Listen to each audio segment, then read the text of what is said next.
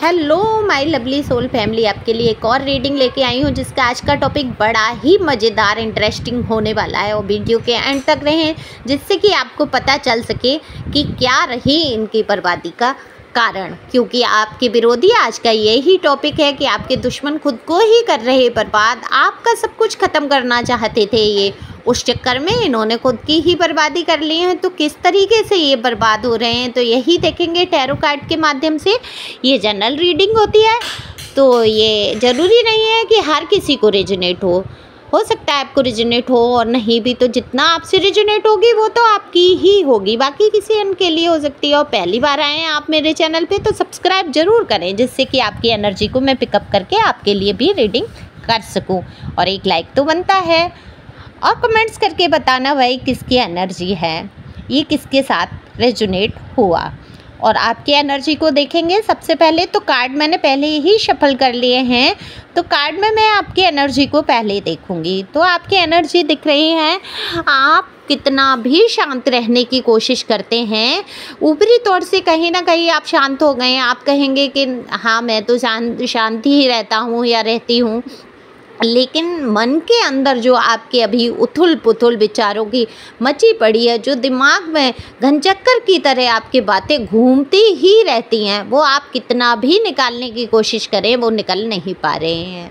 तो वो धीरे धीरे से आप निकालिए। जब बहुत सारी बातें आपके दिमाग में चलें, आपका मन शांत ना हो, तो आप नाम जप कर सकते हैं। आप किसी भी ईश्वर को मानते हो, अल्लाह, जीसस, कृष्ण, राम, जिस भी ईश्वर में आपका बिलीव हो, जो भी आपके आराध्य हों, आप उनका नाम का जप कीजिए, बार बार उनके नाम का उच्चारण कीजिए, जिससे कि आपके मन को शांति बहुत मिलेगी और विचारों का आना कम हो जाएगा।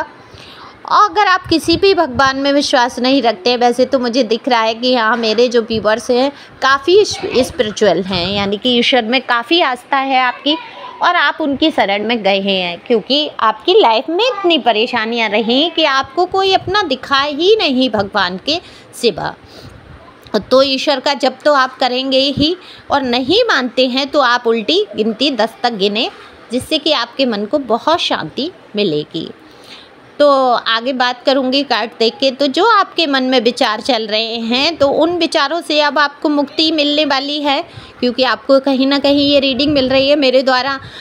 ईश्वर आपसे कहलवाना चाहते हैं कि आपको शांति और धैर्य से बहुत काम लेने की ज़रूरत है, क्योंकि आपके कार्ड बहुत अच्छे आए हैं। इसमें जस्टिस का कार्ड है और मैजिशियन का कार्ड है, तो ये बताते हैं कि आपके जीवन में एक चमत्कार होने वाला है और कहीं ना कहीं आपके मन को बेहद शांति और आपके जीवन में सुकून आने वाला है। जस्टिस होगा, न्याय होगा, क्योंकि इन दुश्मनों ने जो आपके दुश्मन बने, आप समझ ही गए होंगे ये लोग कौन है, क्योंकि आपके जीवन में जिन्होंने हद से ज़्यादा परेशानियां खड़ी की, जिन्होंने आपको पूरी तरीके से बर्बाद करने की कोशिश की, कहीं ना कहीं उन्होंने ख़त्म सा कर दिया, वही हैं आपके ये दुश्मन जो आज अपनी बर्बादी का ताना वाना खुद ही बुन रहे हैं।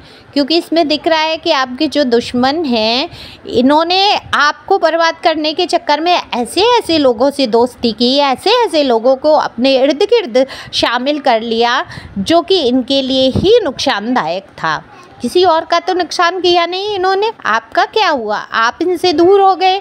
जब हद से ज़्यादा आपने परेशानियां उठा ली, ये आपके पीछे ही पड़ गए, तो आपने क्या किया, इनको इग्नोर किया, अपने आप से दूर किया। फिर क्या किया आपने बिल्कुल भी इन पे ध्यान नहीं दिया।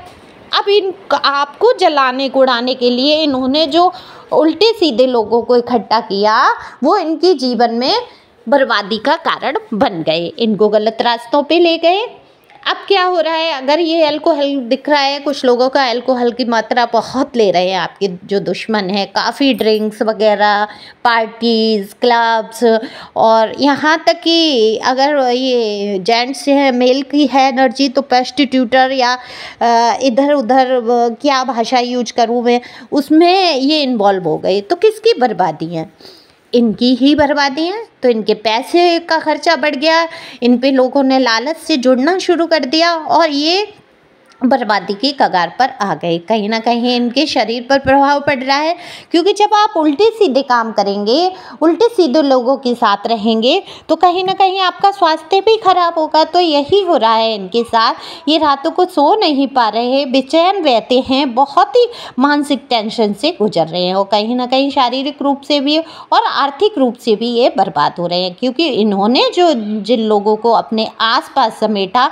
सिर्फ आपको परेशान करने के लिए, आज वही लोग इनको भूखे, जैसे होते हैं ना, भूखे भेड़िए कह लो, कि उसकी तरह नोच के खा रहे हैं।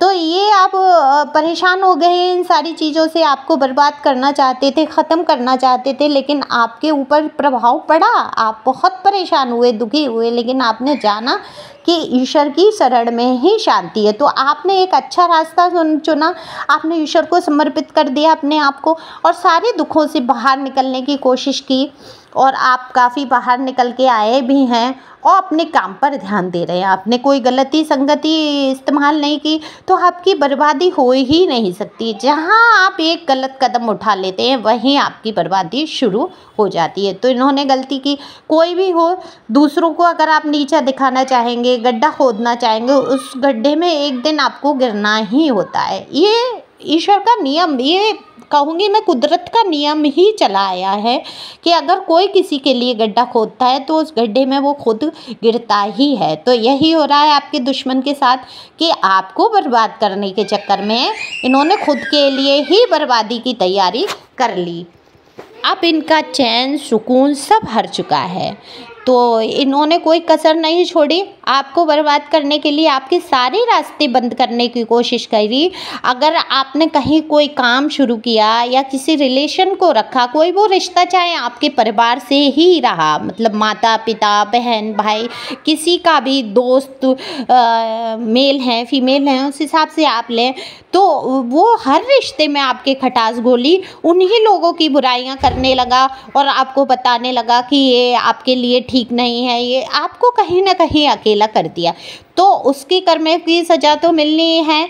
आपको अकेला करके आज ये खुद अकेला पड़ गया है, क्योंकि इसके आसपास भीड़ बहुत है, लेकिन कोई अपना कहने के लिए इसका कोई भी अपना नहीं है। अगर ये सच्चाई देखना चाहे अभी, तो इसको पता चलेगा इसने क्या बर्बादी की, क्या खो दिया।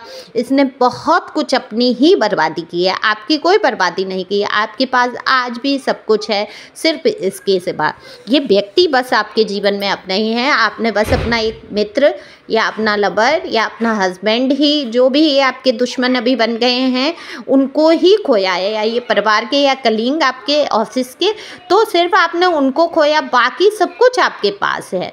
तो ईश्वर आपके साथ है, हमेशा आगे बढ़ते रहें, खुश रहें, मस्त रहें। Thank you.